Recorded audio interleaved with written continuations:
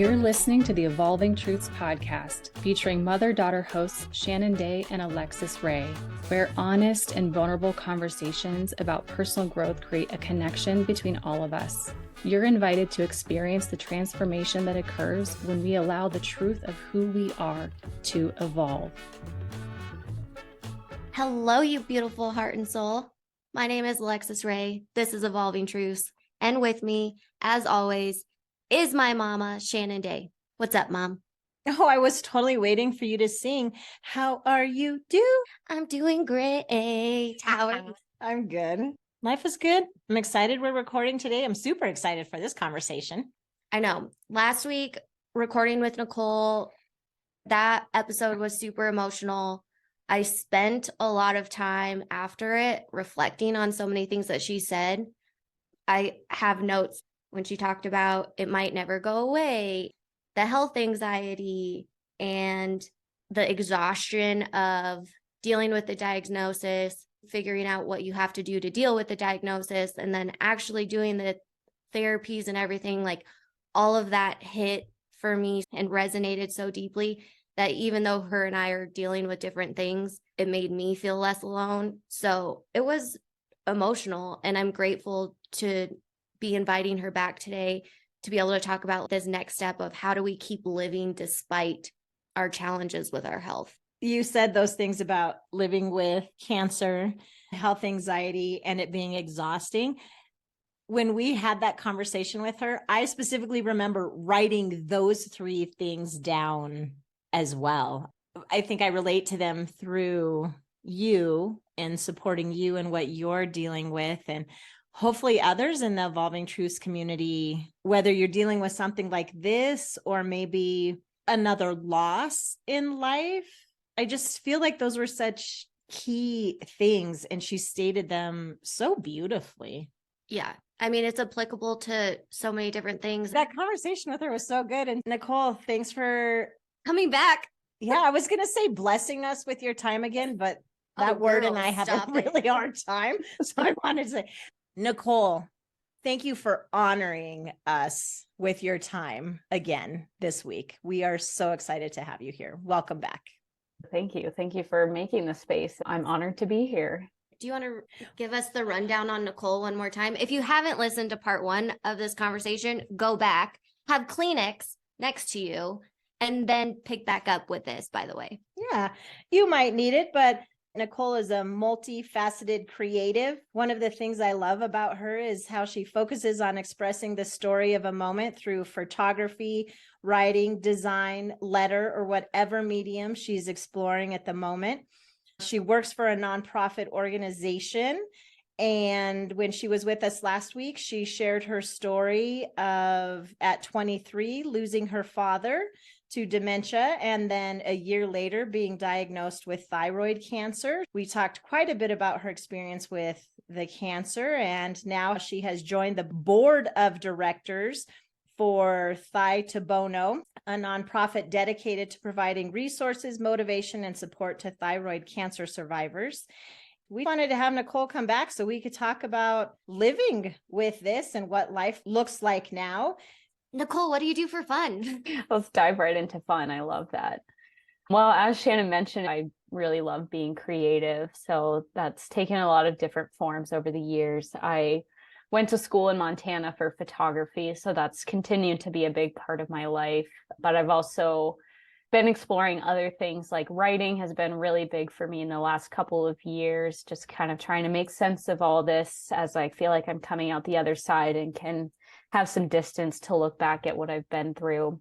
And in the beginning of the pandemic, I got really into lettering. So, writing words and quotes and alphabets on my iPad. And that's something that I've had a lot of fun doing over time. I've always been interested in graphic design. This year I started doing, or last year, I guess, 2022, I started doing bullet journaling. So lots of ways to be creative. It's such a good outlet for me just to be with myself, let my mind run and kind of think things through and put that out on paper or some digital format. I also love being outside. That's been a really important part of my journey and like healing for me. whenever I need some space to think things through, the first place I go is outside. Nature. Yeah. Nature is so powerful. Did you say bullet journaling? Yeah. Tell us more about that. It sounds a little aggressive, I guess, if you don't have the context. But instead of lined pages, it's a grid of dots, so bullets. So it's really something that you can make into whatever you want to. And there's just very basic structure. So you can draw grids or boxes or lists or different things. So I am always doing something different with mine. That So it's sounds cool. Like graph paper without the lines. Just Yeah. like where the cross points would be is a dot. Yes. Yeah, exactly like that. I've had people in my life always say to me, you should journal, you should journal. And when I was going, Oh, no, you haven't, Shannon. We have not talked about that several times on this podcast. There's no way that you should be journaling. so you've probably heard this too, that when I was going through my separation and divorce, and people said that to me and my therapist too. And I finally was like, the next person who tells me to journal, I am literally going to take a journal and shove it down their throat. And then there's your daughter over here that walks around with like Bible looking journals. Yeah, pretty much like leather bound books that she writes entire sentences in. However, recently I've been participating in a religious trauma support group, which has been quite the experience. That probably has brought on more writing and journaling than anything else. But when you said bullet journaling, I tend to do it more in a bullet format. This point, and then this point, and I'm all over the page. I do not like lines on my pages. So I love that you mentioned that, Nicole, because I'm going to look into that a little bit more. Yeah. Nicole, when you talk about bullet journaling and writing as an expression, I want to dabble in this for a second because I'm curious, is it the storytelling for you that feels like an expression? Is it just getting to put it down and walk away from it? What need does that feel for you? I think it varies. Sometimes it's just connecting all the dots for me, especially having lost my dad and then being diagnosed so close together. There was a long period of time where everything was kind of fuzzy. I didn't really understand how one event led to the next always. So in that way, it's been really helpful for me just to go back and be like, okay, this is the timeline of things, and this is what happened in this order, and kind of help myself remember that. I took a personal essay class a couple months ago, and that was really helpful for me to like pick one particular story or moment. And I had a certain concept of what I was going to write about, what that was going to look like going into it. But I feel like the process of writing it uncovered this message or these parallels that I didn't really see were there before.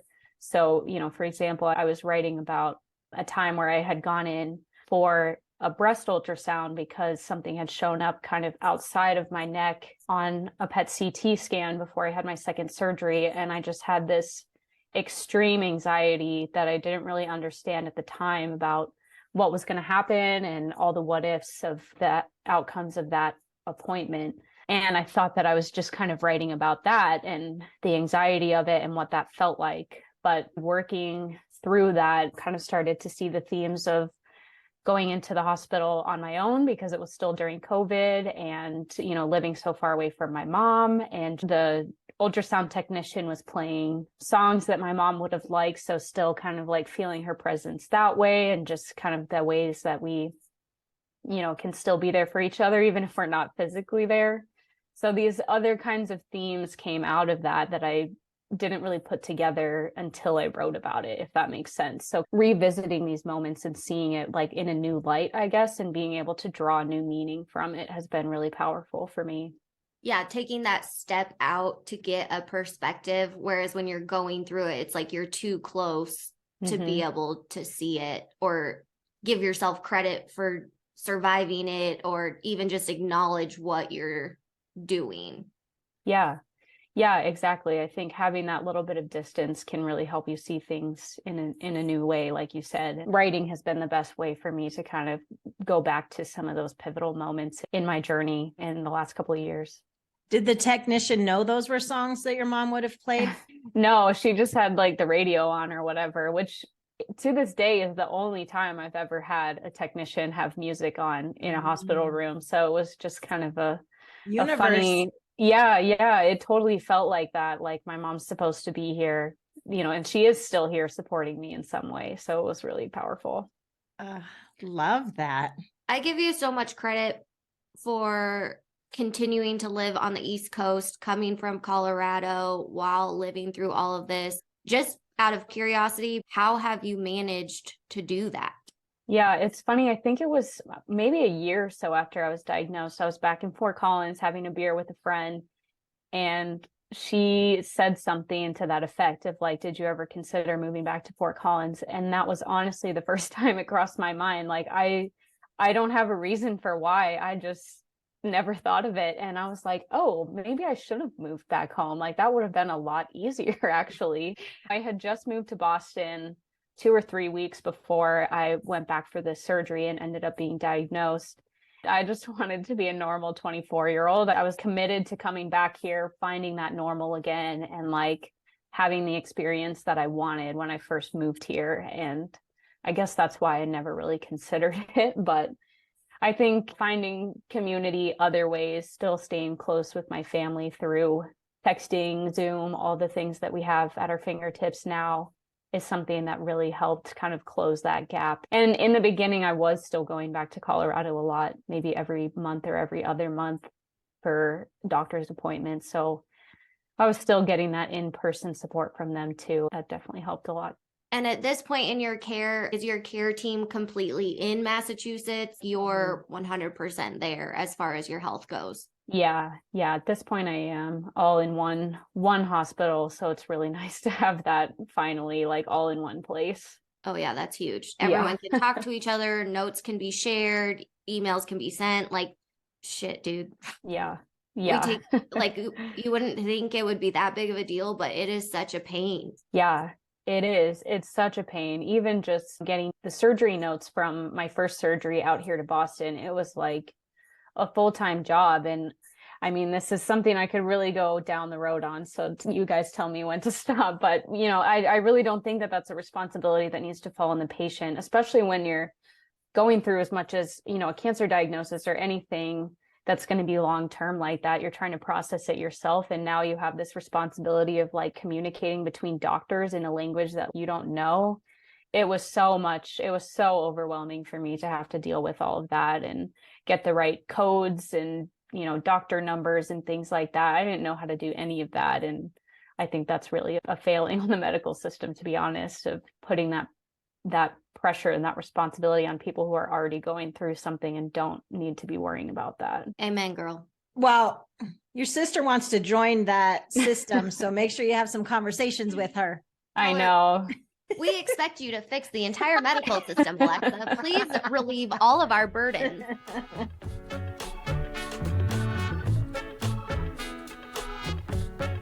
You talked about wanting to be a normal, quote unquote, 24-year-old. You were diagnosed at a really young age. You were single. You had just moved to a new place, had expectations, I'm assuming, of what life was going to look like. Friends, I'm guessing, probably close to your age. So what did it look like with your friendships when you were diagnosed and now having to live with this? How did you try and figure out how to be a normal 24-year-old?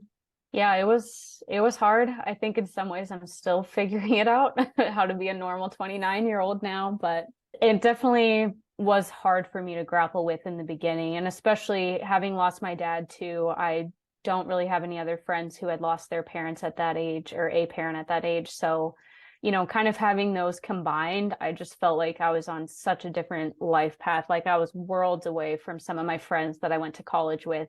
And a lot of them ended up getting, engaged, married, kind of going through the same steps as each other around the same time as I was going through some of these vastly different things. So it definitely made me feel isolated in a lot of ways and like I couldn't relate to them the same way anymore, which is part of the reason that I moved, because I felt like I'd lost so much connection with them that I was just ready for a different environment where I might meet other people who are more on the same page as me.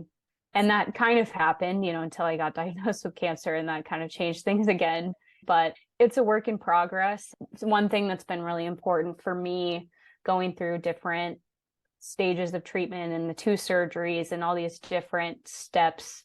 Talking with my therapist, I really grabbed onto this idea that not everybody plays the same role as each other in your friendship circles, in your healing and all of that. So before my second surgery, I really took the time to identify what each of my friends could best support me, and explicitly asking for those things. That was, yeah. Nicole, that's beautiful. It was a really hard lesson to learn. I mean, it took me years of just being like, why don't these people understand what I need? And my therapist was like, well, have you asked them? I was like, why would I do that? They should just know. They should just know. But once I did, I mean, that changed everything. I was like, okay, you're really good at being a listener. I'm going to call you on this day or whatever. Or I have a friend who works kind of adjacent to the medical world, and being like, can you just study up on thyroid cancer and get some of these answers for yourself, so you're one less person I have to explain all this to? And, just kind of assigning in my head roles that people could fulfill, and asking them for things that like I knew they would be able to do well for me. That was really, really helpful in getting the support that I needed, and making sure that I still felt close with all of those friends too. Wow, girl. Mic drop. I'm so impressed with you, and also a little bit jealous, because that is something that I have struggled with so much. And I feel like something that circulates around the chronic illness community is you find out who your true friends are. And for me, people have weeded themselves out more or less. And sometimes I wonder too, how much of it was I didn't have the skill. I can't say skills. I didn't have the communication ability after the car accident to cognitively be able to communicate what I needed. And even just going through this migraine flare last fall, and I know this isn't about me, but I'm sorry, this is like how I'm relating to you at the moment. I have a friend in Arizona, and I was actually just on the phone with him yesterday, and he was like, I don't feel like you've leaned on me, talking about my time in Arizona, because I'm telling him, I'm going back to Colorado. I feel like I need additional support. I'm trying to get back on my feet. And he's like, what have you asked me to do? And I'm like, well, I don't feel like I could ask you, because you're still a new friend. It still was only 5 months into being in Arizona. And that sucks that I felt that way. And I didn't want to be a burden to other people, especially new people in my life. And so I'm so happy for you. It makes me cry. I'm so happy for you that you were able to discover that time around, so that it didn't have to be lonely or uncomfortable or frustrating when it felt like you were alone. Yeah. I mean, I can relate to all of it though. I've definitely had it. I had to get through all that frustration and isolation to be able to reach the place where I felt like I could ask for help. So I definitely understand that feeling too, Lex, of feeling like a burden and not wanting to ask for things. It was many, many years of feeling like that, probably 3 or 4 years of feeling like that before I started advocating for myself in my friendships of, this is what I need. And that's, I don't want to say the good thing about having a second surgery, but that was something that I really learned from it. It was kind of like repeating a process. So I had the opportunity to do things a little bit better and ask friends for support in ways that I didn't the first time around, in ways that I didn't, when my dad died or when I went through radioactive iodine, just all of those things. If I hadn't done all of that, I wouldn't have been able to ask for help in the way that I did for the second surgery. So all of those were much different experiences and learning experiences, I guess. But it's hard. I remember, one of the first therapists I saw, I was like, my friends just don't get it. They don't know how to support me. I don't know what to ask for. I don't know how I need help, but I just know that I need it and I want them to just do it. And she had said something along the lines of, well, you'll be able to be there for them and teach them how to support people. So it kind of sucks to have that responsibility when you're going through something of like, well, at least I'm teaching my friends how to be supportive friends. But on the other side, or when it continues to be something that they need to be there and support you for, then I guess you start to see the payoff of that and being able to ask for what you need. But it's hard. It's really, really hard. Yeah, I don't know what else to say about it besides it does suck for a long time. I'm grateful that you said you got to practice more than once, because there have been other episodes that we've talked about life happening in revolutions, like a corkscrew. And every time you go back around that circle, like you're a little further along in your progression. And so I just get that image in my head as you talk about getting to go through it a second time. Yeah. So my next question for you is living with the anxieties that you've lived with. I know you mentioned last time getting on a medication because you had a pretty severe panic attack, and that having made an improvement in your day-to-day life. But how have you found the ability, the will, the drive to keep pursuing life? Mm. I know that's a big question. I don't know how else to ask it. I understand what you're getting at, though. I think you just do. I don't know.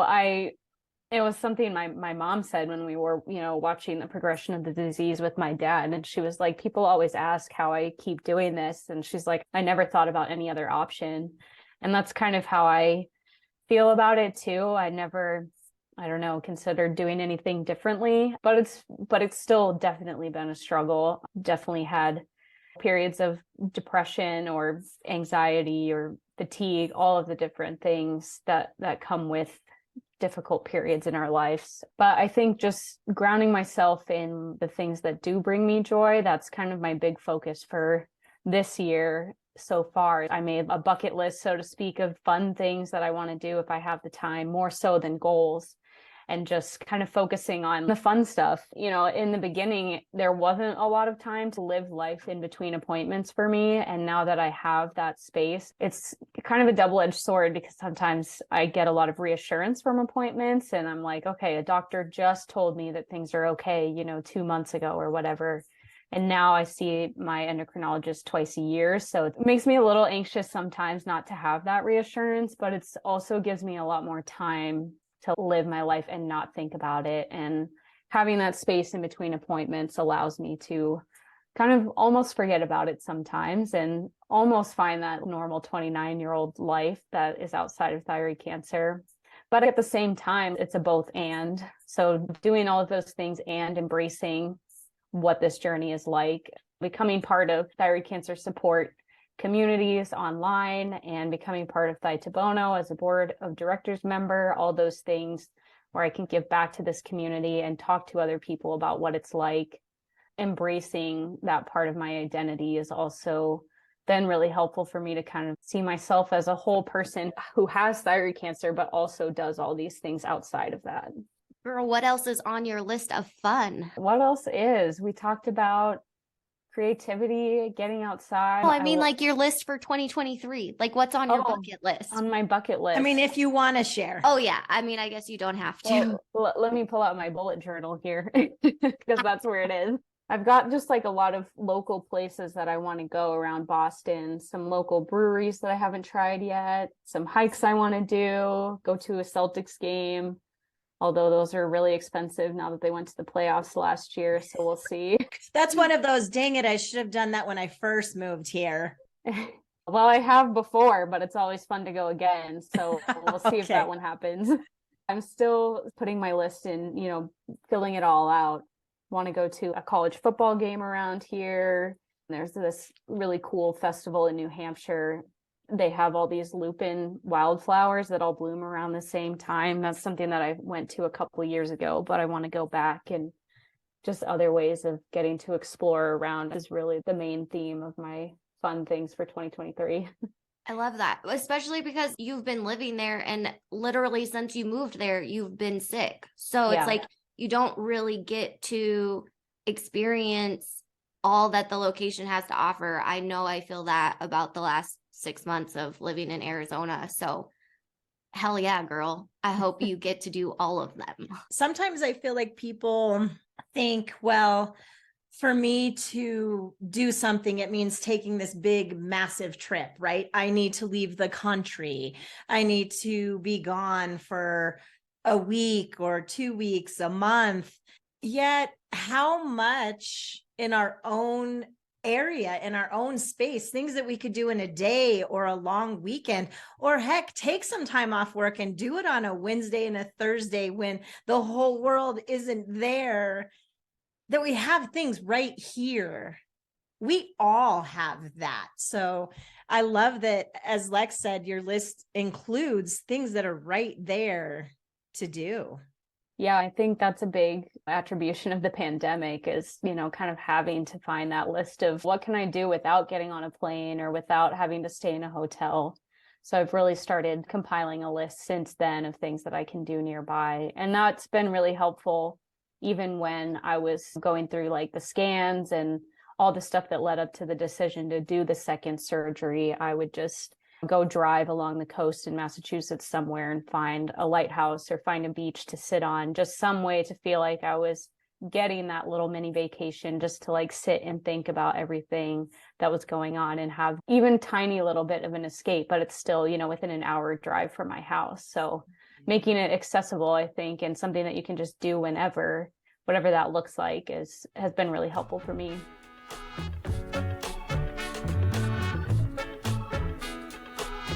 This didn't even cross my mind. But thinking about the timelines of everything, you were in the meat of your experience during the pandemic. So obviously that puts you in the high risk category. How much greater was that experience for you? I'm just having this realization right now while we're having this conversation. So I'm spitting it out there. If you have anything else to say about it, like COVID was probably totally different for you than us healthy people. It wasn't too different for me since I wasn't like actively receiving treatment. My immune system wasn't compromised or anything. So I'm lucky to have that experience. But I did get the vaccine early because I was headed into second surgery around the time that was coming out. So I got approval from my doctor to get that a couple weeks, maybe a month before I would have otherwise, just so I could make sure that that was going to settle in and there weren't going to be any side effects by the time that I got to surgery. It was like either I had to take it 4 to 6 weeks before the surgery or 4 to 6 weeks after. And if I was going to, go and be in a hospital for at least a day, I definitely wanted to have it before. So that was a huge relief. That was something I was worried about. And the other big factor, I guess, was that when I did have the second surgery, my mom did come and stay with me in Boston, but the hospital wasn't allowing any visitors. So that was tough to walk into the outpatient surgery by myself and know that no one was going to be there when I woke up. Luckily, I didn't have to stay the night, so I got to go sleep in my own bed that night, and my mom was there. So I wasn't too dramatically affected, but definitely made it feel like a different experience probably than it would have if it happened a couple years earlier in my life, at least. When we were talking before, one of the things that we talked about you did after your second surgery, which you had never done before, was go camping by yourself. Yeah. Tell us a little more about that? Absolutely. That's a great example of these like little local slices of joy, I guess, that I've tried to add in. So at that point, I had the surgery. I had just had my post-op appointment where they took all my blood work, but I was still waiting for the results. So it was kind of this really anxious period of waiting to find out how successful the surgery had been. And it was in like June, so it was beautiful weather. And I decided kind of on a whim to go drive up to New Hampshire and camp on my own for a night, just to have something to do to pass that time while I was waiting for the blood work, because I knew I was going to be really overthinking it if I wasn't like distracting myself. And it was just something fun to do, and I wanted to have a little bit of fun. I was recovered enough from surgery that I felt like it was something I could go out and do. So I was excited to do that. So I drove up there and I went camping on my own. It's definitely kind of pushing the boundary for me. I love being outside. I love hiking and camping and all those things. I had camped by myself maybe 1 or 2 times before then, but it's always still really nerve-wracking to be out there on your own, especially if you're in a place where you don't have cell service and you're like, what if something happens? So I was dealing with that anxiety too. And even just hiking, are there enough other people on the trail that if something happened to me, I would be okay? And kind of having those thoughts run through. But I was really happy just to get outside and get to do that for myself. And only after the fact, I realized that I hadn't like taken the time to go camping in New England since I moved to Boston. I had gone once or twice when I was living in New Hampshire, but it wasn't something that I was actively avoiding since I had been diagnosed. I just hadn't made the time for it. So that was kind of a turning point for me to start prioritizing those things a little bit more than I had been, making sure that I fit them into my schedule because they're things that I enjoy and I should be making time to do them. Yeah, just because we're sick or struggling with health conditions, we should still get to do those things. Yeah.